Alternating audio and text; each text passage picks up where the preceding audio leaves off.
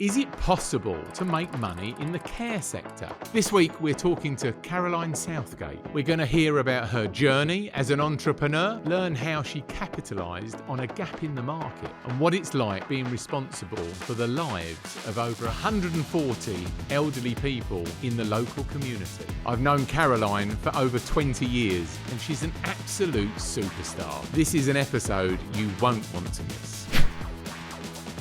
We've had a pre-chat yesterday and today. I never knew your background right way back, because we do this thing. We start to find out where you came from to where we are now. And the one thing that I never realised, you lost your mum quite early, didn't you? How old were you? 17. 17. Yeah. And she was very ill for 2 years before that. Yeah. So, I mean, even back then, you were being forced into care because you're in the care sector, and your brother Anthony was severely disabled, wasn't he? Exactly. And I think as a sibling, siblings have superpowers. Right. And I've met lots of people in health and social care who, when you say to them, what got you into this? And they'll say, well, I had a brother or I had a sister. And you go, that's it, say no more. I know exactly. Because we come out fighting. Caroline, at that time, what were you on? Did you feel you were entrepreneurial all the way back then, or what was it like for you then? Because you had all your children in your 20s, didn't you? I mean, it was all going on, wasn't it? It was all going on. I think back apart from in not days, having any sleep. I mean, I was like matchsticks in both eyes. But I was the kid, actually, thinking about it. I was the kid who sold the apples outside my grandma's front gate. So I do think there was an entrepreneurial buzz in there. But I was also quite good at school. I was quite a good kid. I did all the things, did all the exams. Right. And I was the first person in my family who was going to go to university. Okay. And so the expectations, I think when you have a older sibling who hasn't met all those normal goals in life, couldn't go to normal school, he didn't speak, so he didn't do exams. When you come along and you can speak and you can walk, one of my lifelong philosophies is, well, you can walk, get on with it, which drives my kids mad, because it's like, nothing wrong with you, I'll forget. And so getting up in the morning, getting on with it, getting it done, and then meeting everyone's expectations becomes quite a thing. And it's taken a long time to unpick it, but there was definitely a roll your sleeves up and crack on. You know? And your background of how did you actually get from there?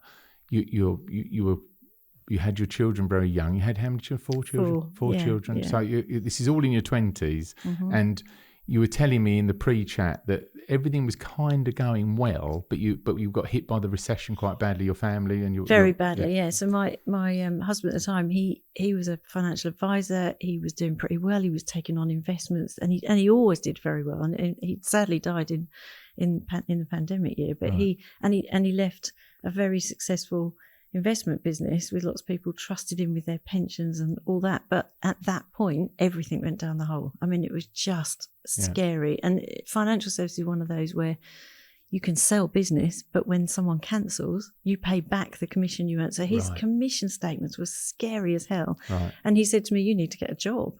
And so A-levels and there wasn't a job that you could do that was more than the childcare. Yeah, the childcare would outweigh what you're ever going to earn. Yeah. Yeah, and Anthony had died. He was 29. He had died, and it felt like the natural thing to do was to go and get a qualification that would get me a better job. And I looked around at physiotherapy because it was what I'd grown up with. I'd grown up with him and children like him, and sort of doing things that were physio things in the pool, stretching limbs, all those things. It was just a normal part of life. And so being in that environment I didn't want to be a nurse. I never liked the nurses. They were always a different, because the physios were always great fun. So I did the physio degree. By then I had 4 kids and a dog and a marriage that was falling apart. I look back on that, I have no idea how I got through that. Okay. I applied for one university because it's the only one I could commute to. And when I did the interview at UEL, the lady said to me, because they wouldn't be allowed to ask that now, but she said, I noticed you have some children. She said, how are you going to manage? And what are you going to do if we turn you down? And I said, I'll manage. And if you turn me down, I'll just be back next year applying again. Yeah. So they gave me a place. So there was a bit of grit and determination back then. Just a bit, a bucket full. Yes. So I did the degree, which was really hard, and the grant that you got at that point as a mature student was just enough to pay the wonderful Selena to be a nanny who would arrive. She was 18. she would arrive on Sunday afternoon, stay till Friday lunchtime, go home, probably slept until Sunday lunchtime. Right. And she managed those four kids, dropped off at school. Anna was 12, Harriet was 3. She was 2. And we just got through it. Wow. Yeah, it was good. And from doing, that degree, because when I first met you were always telling me about you were working very closely with a hand surgeon. Exactly. And I remember you telling me that, because that was really interesting. Well, tell us about that. How did that work? So when I finished my degree, what you tend to do with physio is you go into the NHS and you move around different departments and sort of consolidate what you're learning and start to choose which specialty you're interested in. And I met the wonderful lady called Kate, who was just about to retire. And I had done a student placement at Billericay at the burns unit. Right. And burns is burns and hands. For lots of reasons, that's another whole podcast. So I had got an interest in hand injury from that placement as a student, and then met Kate, who was retiring, who realised that I was interested, and just took me under her wing. I was so pleased. It's so good to find a good mentor, isn't it? Yeah. So although I was on the rotational process of all the other new grad physios, Kate clearly had me earmarked as this is the person that's going to take over from me when I retire. Okay. So she fast-tracked me into learning about hand injury, which meant I came across the surgeons and David Elliott, who has been another great mentor for my whole career. He was doing some private work. I started doing his private patients, and then I just grew my private practice. I had to leave the NHS. I couldn't change the world of the NHS. And was the NHS? You were saying it was very frustrating. It's very frustrating. I couldn't do. It's such a big organisation. You are a tiny cog in a very big, tiny little. And when you want to see someone next Friday because they've had an operation on Monday and you need to see them, and the person on the reception desk is saying, "Well, you're not allowed to do that. You can't see them till 3 weeks' time." I just couldn't function like that. No, okay. So I took a chance, having created a career which was supposed to be my safety net. I just then didn't feel like I fitted. I didn't know how entrepreneurial I was. I just knew I didn't fit. Yeah, you didn't fit for that organisation. In that organisation. Yeah. So David Elliott and a few other surgeons I got to know. I moved and did some locum work. I did some work for the private hospitals. I did all sorts of stuff in order to pay the mortgage.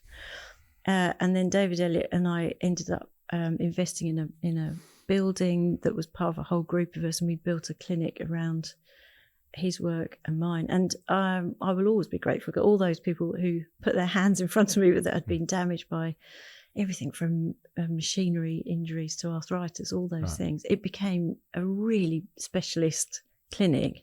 And then gradually, again, I built up the private practice to having 6 or 7 physios working for me. So they would do the sports and the backs and the necks and the knees. And I just ploughed on with hands. How did that work? Was that a partnership of different partners? How was that? No, it was just me. And what you tend to do with physiotherapists is the sort of convention is that you pay them about 50% of the fees that you take. And then you provide them with the space and you do some of the admin and the invoicing and all that. So it's not really a business. It's self-employment with a few other people in that. And I'm very happy to talk about changing from the rich dad, poor dad mode from really just a slightly glorified self-employed into what's the difference between that and a business. Yeah. And that's where I started ploughing my reading into learning about And you are an avid reader, aren't you? Because every time I see you always got something else that you're looking at. And you're also a very frustrated writer. Yes. So there are some books in there, aren't there? Yeah. We were speaking and you were telling me that you either are going to write a book or you've written a book and you've just not got it out yet. Okay. And so tell us about that one. Yeah. So there's probably 2 or 3 books, but in terms of the absolutely nothing to do with work, would like to write a book thing. Everybody's got a novel in them. I've said for years, I'd love to write a book, but I haven't got a novel in me. And my business partner, Austin, always says to me, just write it. Yeah. So I took myself off last year to a writing course with Kate Moss and her husband Greg up in Greece. We had a lovely time. Lovely. And the story goes back to something you and I had in common all those years ago with a place in France, a beautiful old chateau that's falling apart, Saint Blancard falling apart. That chateau was used to hide the Egyptian collection from the Louvre in its basements, which always triggered a story of and when you say a basement, this is a basement, guys, that you could drive a truck into. It had a road going into it, didn't it? Pretty spectacular. It's pretty spectacular. Yeah. It's like and very dark. as big as Windsor Castle, this blooming place, isn't it? And you'd quite like to find one of those Egyptian treasures just in the mud, left wouldn't you? behind, yeah.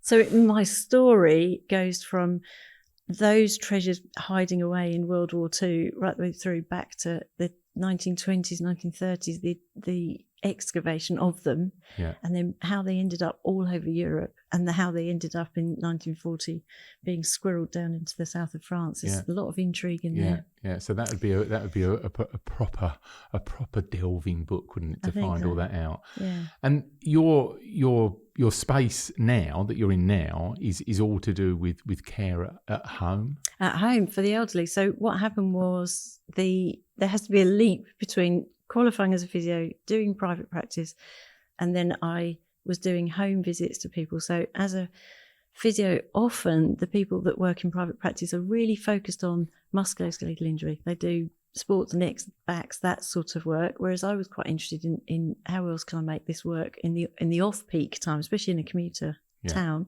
So I went to do visits to older people in their own homes when they were in dire straits, and I met Janet, and Janet was a lady with cerebral palsy, and she said, I've got cerebral palsy, and I said, I know quite a lot about that because I had Anthony, so there's these little threads of things that happen. And Janet had a really bad year, and she needed some physio to get back on her feet, and she had a care company coming in 4 times a day, 2 carers at a time, to help her with all her sort of personal care. And what I really needed was for her to stand and do some exercises, very tiny amounts every day, tiny bit, rather than an hour of physio wasn't going to work. So I phoned them up and I said, I'm working with Janet to get her balance better. Can you, when you stand her up, can you just change slightly how she stands, and can you do just some stepping exercises? Oh, no. The answer was no. Absolutely, we can't work with you. No, we can't change our care plan. So exactly. And I phoned every other care company in the town to say, this lady's paid for, her care is paid for, what can you do? No, I kept hitting brick walls. So I went back to Janet and said, God, it's so frustrating. And Janet said, well, you better start a care company then. Bless her. Yeah. Wow. And I did. It took a couple of years to get all the registrations and the understanding of what that is, because it's a deep dive business. Isn't it? It is. Yeah. So I got the registration at the same point at which my accountant Laura said that her and her husband, who I hadn't met, Austin I hadn't met, were interested in getting their teeth into something business-wise. Would I be interested in talking to them about some sort of partnership? And I went to meet with them, and we just hit the ground running. We shared the business out between us. And how long ago was that? 14 years. Wow. Yeah. So I went. So I did both, like you do. I think the thing about entrepreneurship is it isn't a straight line, is it? You sometimes have to, clean floors or clean cars, whatever you have to. I was doing physio, funny enough. Yeah. What to try and support it. Laura's doing accountancy, Austin was doing graphic design and marketing things, and we were all doing our day job while growing this tiny company, me and one carer. And we're now 75 and looking after 140 families with an outstanding rating, making it make some money, which the government are trying to clobber all the time. It's a difficult environment, but predominantly the motivation is the best service you can deliver. It's that. And you would say you're a higher end cost, aren't you, for this? We're the right cost. Okay. Reassuringly expensive. No, we're not that expensive. No. What we are is reliable, on time, fully serviced. Yeah. And so if you compare it to what the local authorities will pay for care, there's a big gap. Right. But that we don't do business with the government because they just don't support social care enough. So we don't go near that. And Caroline, is that business still growing now? Are you still taking on more? Yeah, always more staff, more customers. Yeah. It's hard, and the profile changes. I say to my staff when I bring them in, we have never looked after this level of elderly with this many medical problems at home ever in history. This is new, that we've got 102-year-olds living at home with a little bit of care, and we've got 75, 80-year-olds with all sorts of medical conditions at home with care. All of those people would have either not made it, so medicine has improved, or they'd have been in a residential facility or a hospital ward for months. That would have diminished their life quicker. Absolutely. And they would have, and there's absolutely nothing wrong with care homes. I'm not anti-care homes, but the world has changed and the motivation for everybody in most countries of the world is to age in your own place. Yeah. And with the operations of the business now, are you there day to day? How does that work now? Well, we run 365 days a year, so there's always somebody out and about. We start at 7 a.m. The on-call phone goes on at 6. Everything finishes by 10 at night. We don't tend to do live-in or overnight. So basically, I've got a fabulous team. I've got a wonderful manager who's the registered manager with the Care Quality Commission. So she takes the bulk of the Monday to Friday stuff. Yeah. She and I split the evenings and weekend back up to the team. We train the team to make sure they know exactly what process and procedure we're following. So I'm available, but I'm not there all the time. But so when I want to write the book, I can sit somewhere else and write the book. Yeah. And you were explaining to me, and listeners and viewers, Caroline spends lots and lots of time with the training, and that's one thing that you were explaining to me, that it is crucial, isn't it, to get your brand and your standard across, because.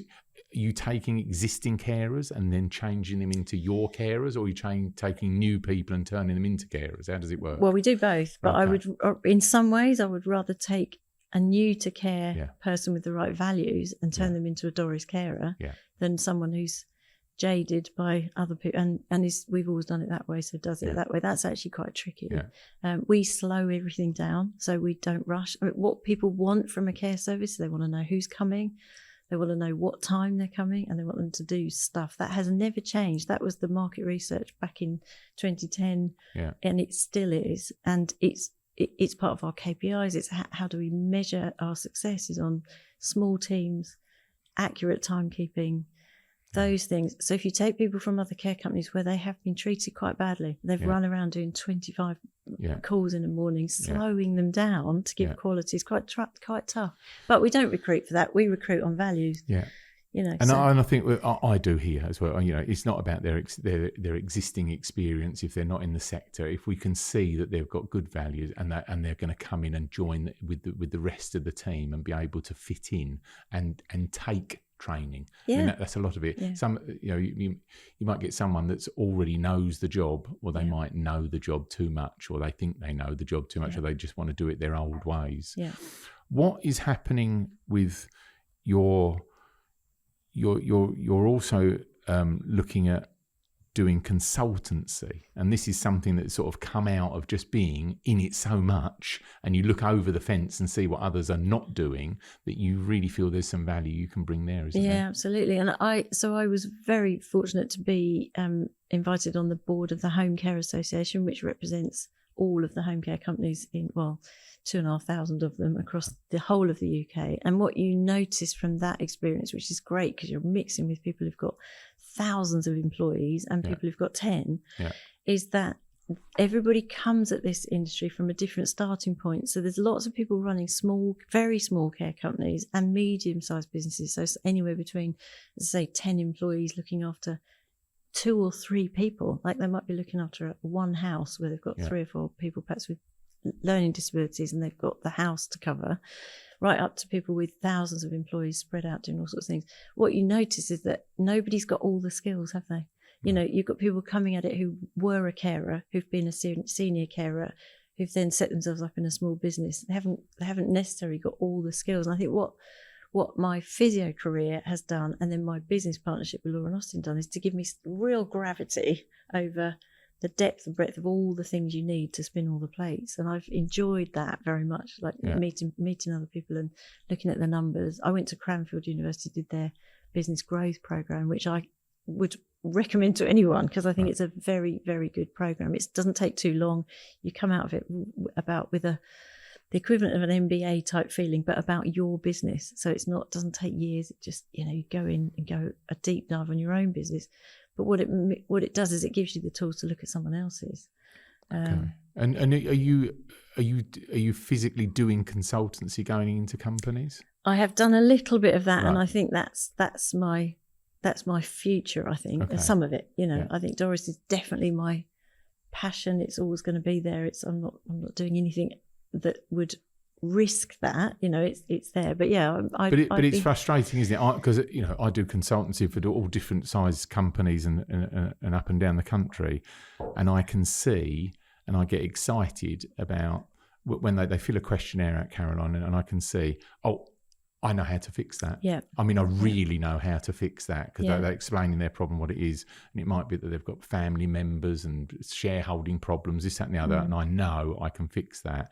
And you explained to me, you see that frustration of them even getting graded properly and that you would be able to go in and really steward them through the system. Yeah. You know? And I think more than anything, it's I've been very fortunate to have great mentors, and I am a good mentor. I've mentored other people through physio practices. I run a program that set up probably 12 different physio practices that then went off and thrived. And having now done Doris and been able to take just a few hours here and there off, I think being someone's mentor, and that is, it's not just, you can find a really good accountant to look at your spreadsheets, but it's finding someone who goes, I get it, this is lonely at the top, because you can't share that with your team. And it is like that, and that brings us back to what we do here at Baddow Park House for the dinner, that monthly meeting, our entrepreneurs dinner. We do refer to how lonely it is at the top, and sometimes just to have other people like-minded at the kind of levels you are, and you differently in your industry, to be able to speak to people. And if you're looking to do more of that, are you doing more of a personal brand for you to get out there to find customers for that? Is that what you're doing? Yeah. Just how's that going? Gently. Are you enjoying that or not? No, it's horrible, isn't it? Like blow your own trumpet. But do you see it like that? But if you've got stuff to offer, yes, there's a step into the fray of that. You need to get out of your own way. Yeah, I probably That's what you probably need to do, Caroline. No, we're going to turn this session into a counselling sessions with Jamie. But you're right, and I'm not. I know what I don't want to do. Like I'm not massively interested in the first year of someone's startup unless they've really thought about this. Way too many. It's too easy to access social care. So I am here if someone wants to be grilled a bit and go away and come back with some really sensible answers. I've done it a few times, and someone has told me years ago when I was in the NHS that I was quite scary. Me? Yeah. What, little old me? Me? Yeah. But actually, I probably am a bit scary when it comes to it, because I haven't got time to muck about. But that would be great for a business, wouldn't it? And I think the right person will find me. They'll find me.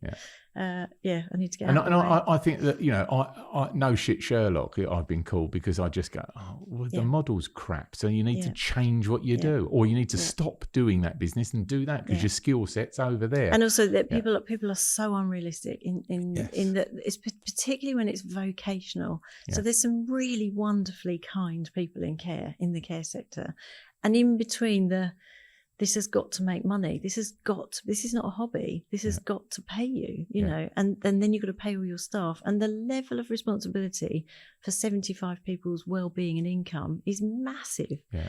And I've often said, when you get to that point when you're really tired, it's because you've got 140 families relying on you to deliver really good care for their elderly person you go through. People are dying, people are getting better, people are going into hospital, people are cross with somebody, plus you've got 60, 70 care staff with all their home life problems. Does that weigh on you? Yeah, it does. Does it, Caroline? Does it? It has. I mean, it has. Yeah, it has. I mean, at the end of the pandemic was like the war it was a good battle, you know, but I was really fortunate. I had a mentor for that as well from the army, which was fantastic. And how did that come about? Tell that story. That's a great offering. So at the beginning of the pandemic, the armed services offered, obviously they're expected to help, and one of the offerings was mentoring in a crisis from the army to health and social care, and it popped up on a website called NHS People, which I'm not sure is there anymore, and I applied for it, and you had to apply and say, well, why do you want help?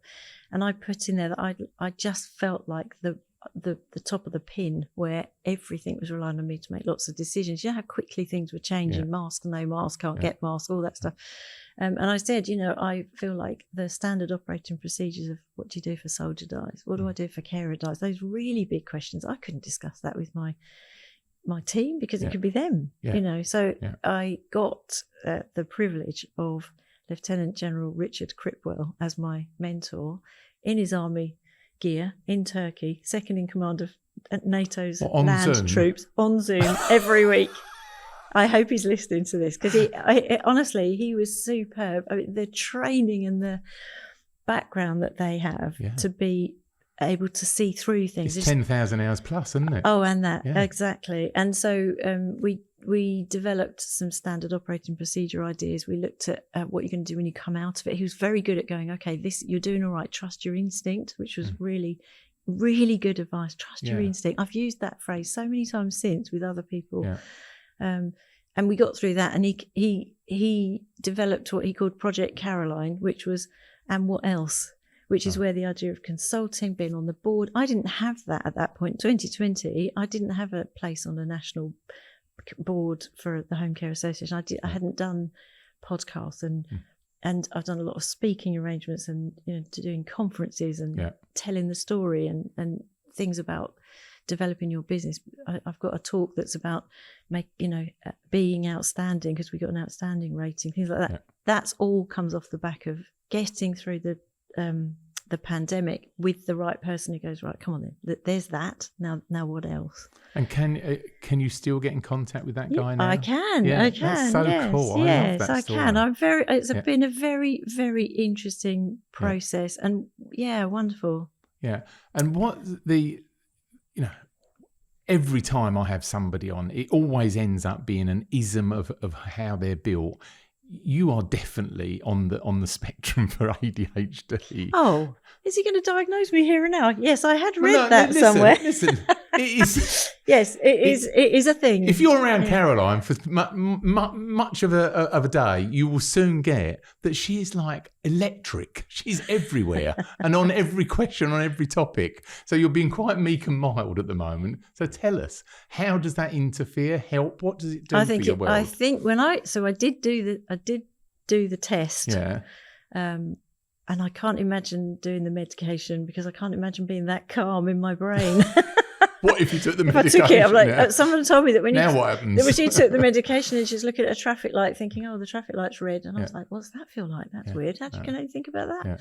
Yeah. So I did the test of that, and it's pretty hereditary, isn't it? And I have one amazing daughter who quite clearly is very like me and dots around. I think you've met her and interviewed her. And so because she had printed off the questionnaires, pretty standard, aren't they? Yeah. I did them.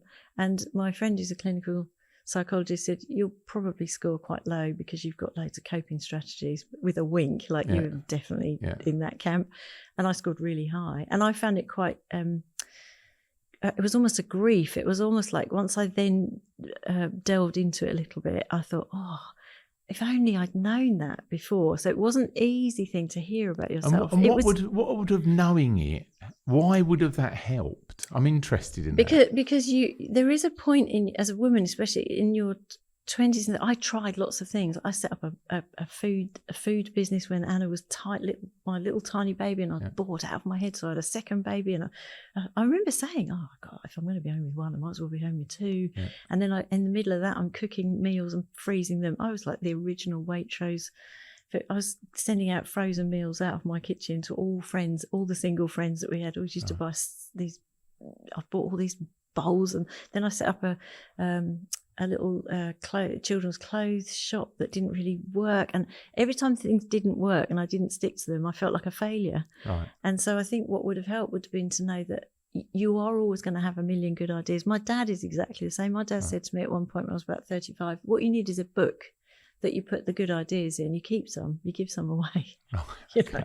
And you sit on some, just write them down, because you can't help them. They keep coming at your brain. So I've said this before, Caroline, you end up going on holiday and you're sitting there going, so how many ice creams is he selling there? So is it seasonal? Does he have to pay to sell ice creams there? And all of a sudden you're running a business model in your head. Well, I have my really closest probably girlfriend is Penny, who runs a wonderful hairdressers in Southend. And she and I've been away on girly trips. We went to a spa and she just laughs because she's there in wet, greasy, laying around, zonked out. And I'm there with a notebook writing 300 words. And she said, I think you planned Doris on one of our spa weekends. I'm like, yeah, I can't help myself.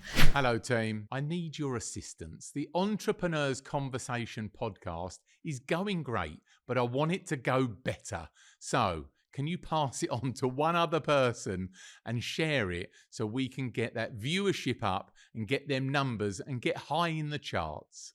Thank you. I do want to touch on a personal side as well, because your granddaughter was very ill. Yeah. And it's kind of brought us back together in the last few months because we helped the charity that your daughter set up. But just tell us a brief version of what happened with that. So she's now 12 and very well. So you have to say that first, because she's got through. We got through a really difficult leukemia. 18 months. Her name is Hattie. Hattie. So Hattie is. Well, you can imagine, can't you? Anybody that goes through that, you learn a lot from very sick kids, because the second they don't feel sick, they're up, and it makes you feel less sorry for yourself. They're very good.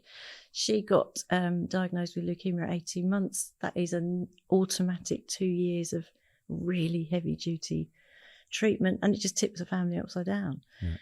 You're up and down. We live in Southend, so we're up and down to Great Ormond Street. Every time they spike a temperature, you get allowed home after about 6 or 8 months if you're lucky. Wow. But with a daughter who's then learnt to do central line dressing changes and peg feeding and things you just don't imagine you're very capable, but 20-something daughter doing.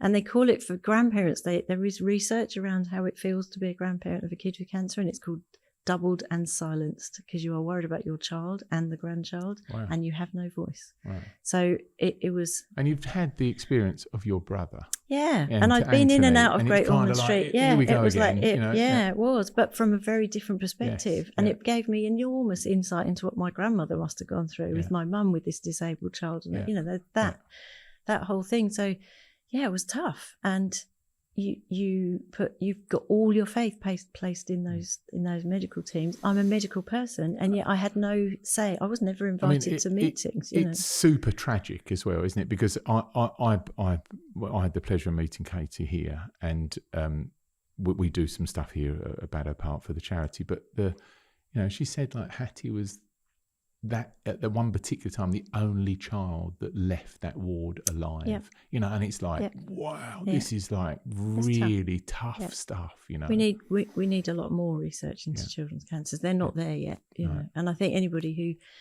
experiences that has an affinity with everybody else who's experienced it. It's one of those things where you become a sort of an elite group you never wanted to join. But there is something. We were very lucky, Katie and I. We were nominated, or she was nominated to go to Buckingham Palace to a garden party, and which was lovely a couple of weeks ago. And we happened to sit in a bar on our way near Green Park on our way to the palace, next to another couple who'd lost their son and had set up a charity from another part of the country. And the affinity instantly between Katie and those parents is that. How did them stars align? Got you. Well, I think it is that, and it's almost like other people are frightened of saying the wrong thing. Katie just seems to know what to say. She's just guys. You can find her on. She's been on some podcasts and stuff. Who did you do the podcast with?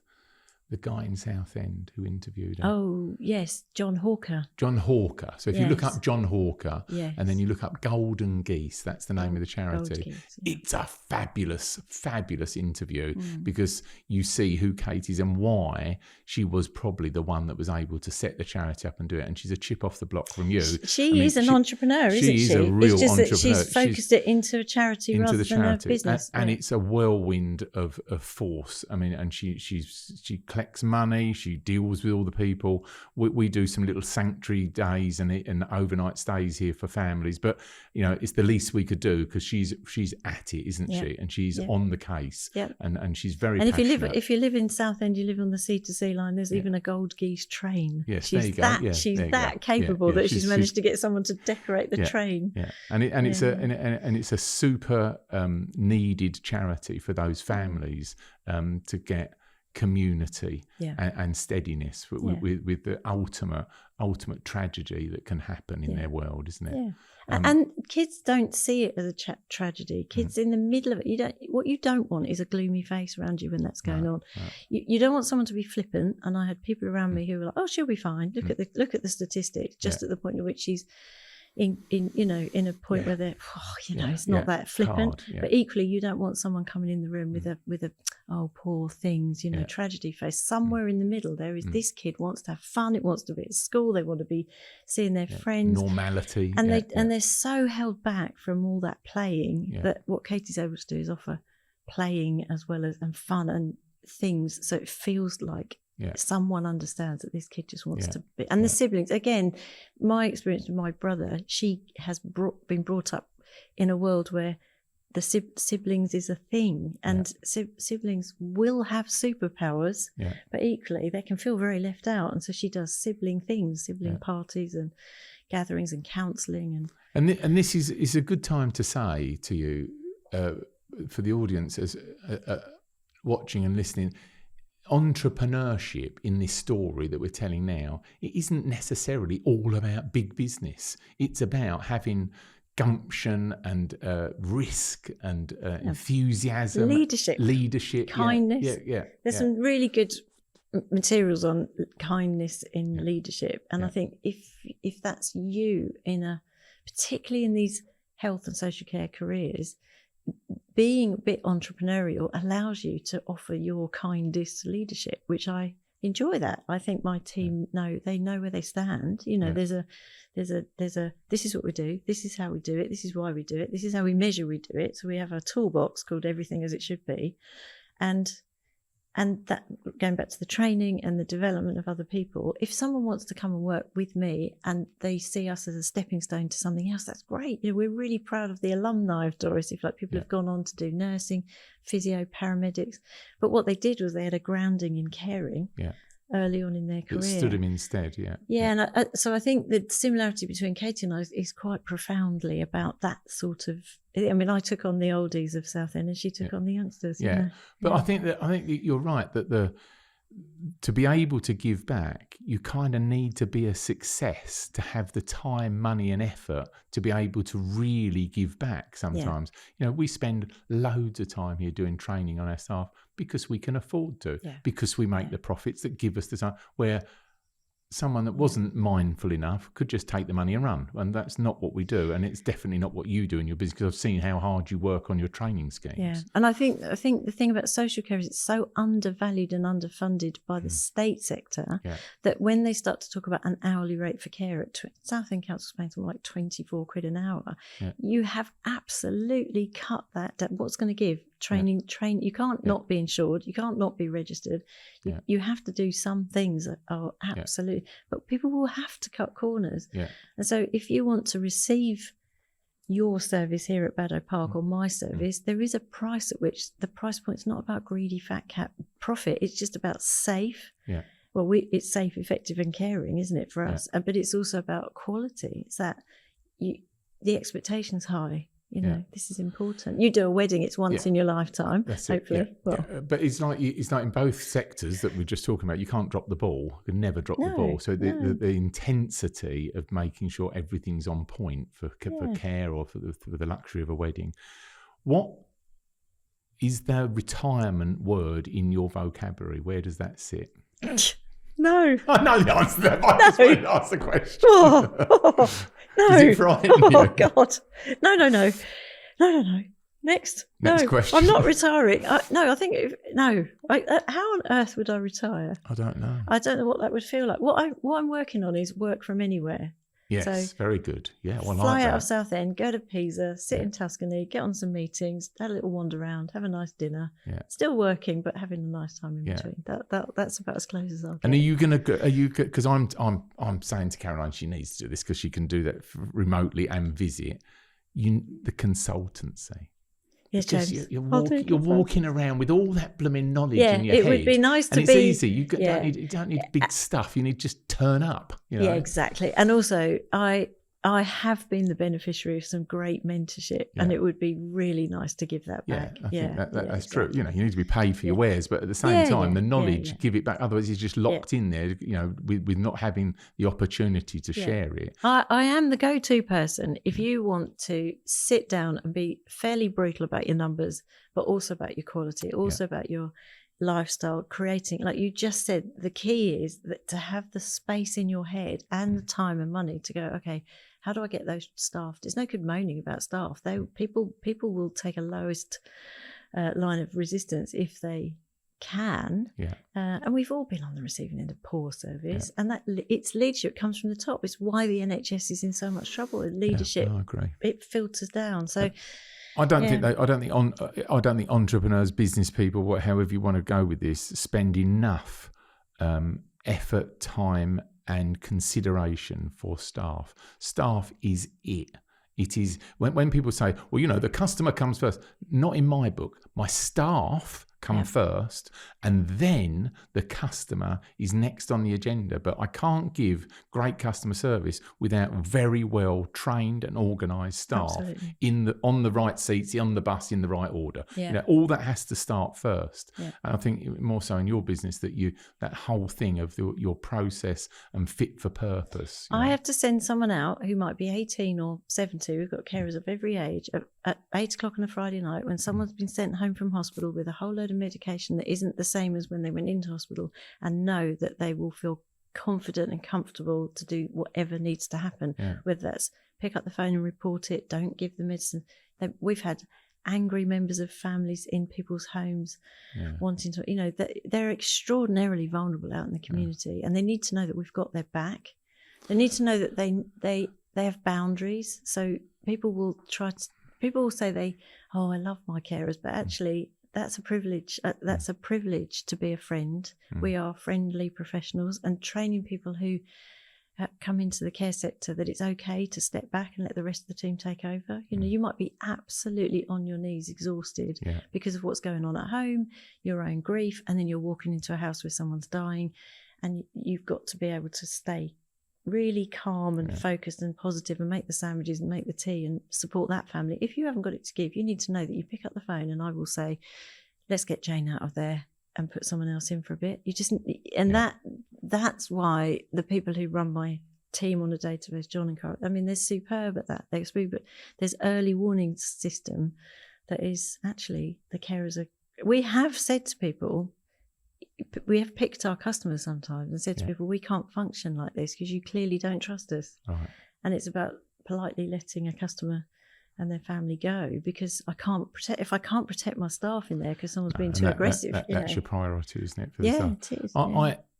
I thank you, and I thank you on this podcast for helping me. My mum passed away early part of this year, and when we were experienced carers that I'd never experienced in my life, I reached out to you and I asked some questions, and within a flash, you gave me like 5 or 6 pointers to look for of how to deal with it, how to understand it, what to look for, and I was very, very lucky that the local authority carers were a great team. And then Mari Carey came in right at the very end and helped us. But it was a completely thing that I'd never experienced before. No. And those people coming into this, it's very strange, isn't it? It is. It's really strange. And you're knee deep in the one. You only have 2 parents, most of us. So, you're only going to go through that once, and you get one chance to get end of life care, right? And people will never forget it. So you can tell that story. And you will remember every minute of their last 24 hours or the last thing. And if that's been clunky or unkind or painful, and I did an interview last week for Sky News around the assisted dying bill. And one of the things about that is it's not about whether I have an opinion on whether that is the right way to die or not. What's important is that I know how to support my team should they change those rules. Because the rules at the moment we deal with, end of life care is very carefully done. And sometimes it's an unexpected death. Someone can walk in and find that someone passed away quite peacefully in their sleep overnight. So those really sensitive times of your life as a family, we're there to be professional about that and know what to say. I think I told you to hold your mum's hand or massage her. And it's just that the person who's frightened, who doesn't know whether to touch somebody or how to behave around the person who's dying, It's really tough, isn't it? And I've done it, and it's not easy. Caroline, it was extraordinary because you told me those things, and I didn't know whether my mum could hear me and this, that, and the other. The carers turned up. I stayed overnight, many nights, and the carers turned up, and they're, hello, Betty, morning, it's Sarah here, and this, that, and the other. And I'm thinking, oh God, you're being a bit noisy. Oh, she's dying. She's here. dying. What's going on? And you could see my mum's eyes and everything all moving because she knew that she was there, and she was pleased to see her. And I learnt so much from your tips that you gave me, but from the carers themselves. And I sat down with them. And those lovely, lovely ladies came to my mum's funeral, all three of them. And I just, big shout out to them. So, I'm sure they might not watch this, but they are parts of the community. Yeah. And we do a thing here, Caroline. We have the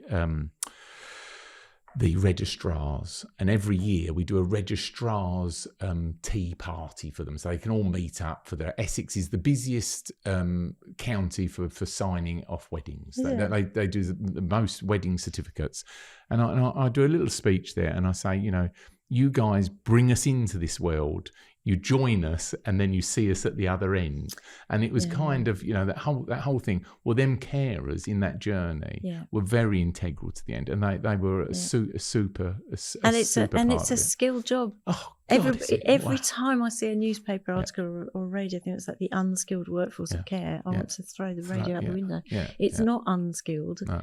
It might be underrated and underpaid and all that, but there is a point where not everyone can do it. No. And everyone knows not everyone can do it. No. But what people will say is, I couldn't do that, because they cite it around incontinence products. But actually, it's way more than that. And sometimes it's not even that, And I think that compassionate person who can take the time to just breathe with somebody and talk to somebody who's dying and know how to do that is priceless. I mean, they would just constantly be having a conversation with my mum the whole time how they were there. How reassuring is that? And they were just chatting away, and we're going to get your hair done today. All those little things that I know my mum would have appreciated. What we're going to do? What we're doing, Dolly? We're going to do a little bit of a sector. So we're going to do what we read in to start off with. What are you reading? What are you? You've got books. Well, are you a podcaster or are you a reader? No, more of a reader, but I've picked up on the podcast. A listener or a recently. reader? I'm a reader. Right. I tend to be quite a prolific reader. But I tend to have about 10 books on the every go place. All at once. Yeah. I couldn't do that. It'd drive me mad. Do you want a book then? Yeah. So I think if I was going to recommend a book to someone who was thinking about where they go next, I would go, and I have done it. I must have sold hundreds of Brian Mayne's goal mapping books. Right. I love that book. I love the maps. I've printed. Say it again. So Brian Mayne goal mapping. Okay. It's a whole process, but it works. And I remember sitting on a train. I booked myself this is typical ADHD. I'm like, I can go to Carlisle and do a lecture. So I booked a ticket to Carlisle, and I got to whichever London station it is and thought, bloody hell, that's a long way. I'm nearly going to Scotland. God, I need a book. So I went into it must have been at King's Cross or somewhere. I went into some fairly businessy books, and this book literally fell off the shelf in front of me. So I bought a notebook, bought that book, read it all the way there, which is quite a long journey. Did the lecture, turned around, came back, wrote the goal maps for my life on the way back. Cool. And every single thing on that goal map is done. Everything. And that was years ago. Now that's like probably... Well, best you write another one then. I've done loads every year, do them every year. But I've done them with my kids. The kids, must be 20 years ago. And my kids have done it, but I've done them, and I've done them with endless numbers of people. It's like, okay, you want to pay the mortgage off or do a goal map? Because what you have to do with those goal maps is you do one side of the page is present tense. We know all this theory, One side is, what are your emotional goals? What is it you want to do? Who's going to help you? Excuse me. What are the steps to get there? The other side is the same map, but you have to draw it. You can't use cut and paste. You've got to use colouring pencils. I'm a terrible drawer, but I remember drawing a picture of a wardrobe, a row of wardrobes with all the clothes lined up in colour order. I have Your this wardrobe. Room. Yes, exactly. And I have that. And when I wrote that, I literally could have looked around me. I couldn't afford very much in the way of clothing, like there wasn't loads of it, but whatever was shoved into the back of a wardrobe shared with someone else. So that's quite say the book one more time. Brian Main, goal mapping. Okay, cool. Wonderful, powerful stuff. Then the next one would be Rocket Fuel, Gino Wickman's Rocket Fuel. Okay. Very nice, very quick book. If you read that and you're a visionary, that was a light bulb. That was only probably 6 or 7 years ago. I read that and thought, another one of those. Why did no one tell me this at 21? What a visionary needs is an implementer as well. And I stumbled across Laura and Austin really. And they were the They implementers. are absolutely the rocket fuel. I can be rocket fuel, but can't be it on my own. Right.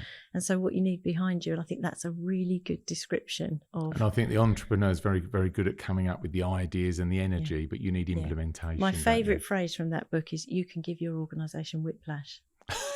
That's great. I like that. I might steal that. That's great. Here she comes. Yeah.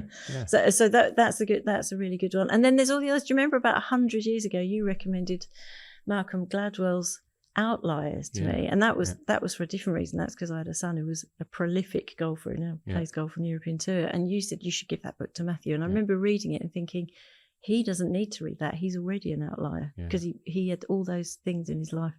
So bringing up an elite sportsman is another. And sometimes a book is like that, isn't it? Because you look at it, and Malcolm's a very good writer, but he then just demonstrates the same thing in 5 or 6 different stories through the book. Exactly. And I find as a dyslexic, I go, I've got it now. Kind of got it in the That's first why I've got 10 books next to the bed that aren't finished. What are you telling me? Because you got it in the first bit. Exactly. And a lot of self-help books as well.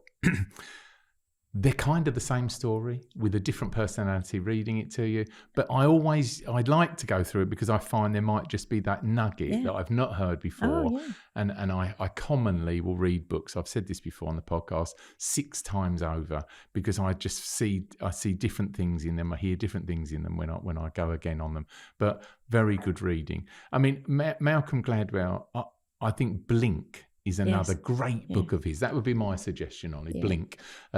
And we'll put them in the show notes because they're really good staple, great books for getting a pattern and elevation of ideas that you can take and swipe and deploy, really good tools for a toolbox, for a better word, for your life, or for how you ethically look at things, or how you look at structure of ideas. And I think that's always important. I think, James, the thing is that when you interview all these entrepreneurs and have these conversations, they're already walking the walk, aren't they? Yeah. And I think if anyone's listening who's thinking, I don't quite fit with, for me, not fitting with the traditional career, where you've done all that training to get that degree in that career, and everybody else who does that goes in that direction on a grid line.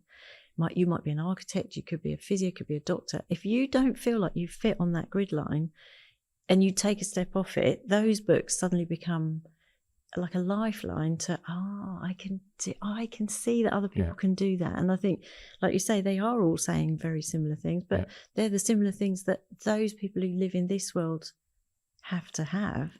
Whereas the people who live in career development in corporate life don't need those things. They have different things. And if you join Harvard Business Review and you read, look at all the titles, there are hundreds of business books that have nothing to do with entrepreneurship. No, that's right. Nothing to do with. So I think we gravitate towards the ones that pat us on the back a bit and go confirming and affirming. I think that's what you do. You go, oh yeah, that's me. That's it. Yeah, I relate to that, and I think the wonk and the ism and the oddness and the non-fitting is all good words, because that means that your outlier is wholesome as opposed to just as to being wrong. You're wrong. You failed, or you haven't done the traditional thing. I have a very clever brother who's got a very big job. Works for Boeing, and runs training for people all over the world. But there's we're quite different in that he's stuck with the big corporate, and mine isn't that. And I think knowing that when you bring up, if you've got someone listening to this who's bringing up 3 different kids, they aren't going to follow. They are all getting a different experience, and so you recognizing the difference between who you are and how successful you can be, and not comparison is the nightmare, isn't it? And I think the worst thing for me at school was all that scoring. Oh, yeah. You're in the B or the C or the D or the A. All of that and these exercises had to be finished in a timeline, and you've got to regurgitate all this information you just learned sort of 2 months ago. It just was impossible. It was irrelevant. And it's irrelevant. Yeah, I mean, that was great. I'm glad you said that, because it's totally bloody irrelevant, because it has nothing to do with who you're, I think our world, for our viewers today, I think our and listeners today, I think our world is all about problem solving. Absolutely. They should teach problem solving at school. Yes. Please start teaching problem solving at school, because if you did that skill set, no one's really asked children to do that. Problem solving is it. We do it every single day of my life. I'm just solving problems, and I just get better at it and quicker and more perceptive to ideas and more leaning into new ways of problem solving with technology, or going back to whatever it might be. But that's our job, isn't it? Yeah, and it's the responsibility of doing that when you've got other people waiting for you to make a decision. But I think my dad's a pilot, and it's that I did some flying training at one point, and it's like, the door fell open as I turned left at Southend Airport. 300 feet. Door it really did. It really did. It really did. And the thing about that is, keep flying the aeroplane. Keep flying the aeroplane. Make a decision. I'm going to shut that in a minute. Yeah. And I did that. And you just think, God, if someone had told me when you turn left, that door's going to open and you're going to be looking down at the railway line at Rochford, I'm not going up there. Yeah. And that's what we do, isn't it? Is we jump in the flying seat and push it on and make decisions as it happens. And I do think we shouldn't make it anybody else feel like they feel bad because they can't do that. I need great employees who want the leadership that I can provide to not be the decision maker. Yeah. It doesn't suit everyone, but if it happens to be you that's got blessed with the ADHD brain that can be creative, or the element of, I have to get out of this environment again, so just grab it. Yeah. And bring people with you. And I think Caroline, the other thing is that I've always looked at is I wouldn't be able to do it unless I had created my own environment to operate in that was safe. Because I need to have it in a way that I can operate with very good, cuddly people around me that will look after me and read all that stuff, or remind me of stuff, because I'm terrible with my time frames and stuff like that with my brain. But I can have an overall vision of something within a heartbeat and see the end at mind, the middle and the beginning, and the colours and how it's all going to work out, but not necessarily... You won't get it finished. No. And that's when you need very good foot soldiers that are very good at what they do. They do that churning work and that repetitive work and that caring, work that has to be done to make the things happen. And you can't have two or three visionaries in one. You can't have us in the same room for long, because you nothing will ever get finished. What was the other business you were looking at? Because you'd spoken to me briefly about it, about getting a building. Explain that in more detail. The dream on the goal map is a building, let's say 10 or 20 beds, that is respite, rehab, convalescence, possibly end of life, just short stay. Everybody in care home world is looking for long stay. The hospice obviously does end of life and is short stay, but it's all charity based, and they struggle to have enough rooms. I remember my grandmother going for convalescence after a heart operation. It was brilliant. She did 6 or 8 weeks to do the exercises, get better. And that really is very poorly served. And most people come home from hospital and to have a bit of rehabilitation at home. And I'd love to be able to put maybe some of my customers respite for families. They would be a feeder to it, so the model would work from the that. Model would work. I'd like to put it in Southend so that my team would service it. So it would be a great place to train staff and have staff working on off-peak times. And it would be really nice quality, and then you could go home again, So you're not asking mum to leave her home and go into a care home. It's like, come on, mum, we're going to... So this could be something like a hotel, an old hotel or something you could convert, a big old house. So if you've got an old hotel or a big house... Caroline wants a building. Caroline wants a building. and then we'll have to work out how it all works after that. We'll make it work. We'll make it work. Yeah, absolutely. Exactly. Yeah, I think it would be really nice for people to know that they could book themselves in for a month as a holiday. Come to Southend and have a holiday, but do a load of exercise, eat really well. Let's get you back on your feet.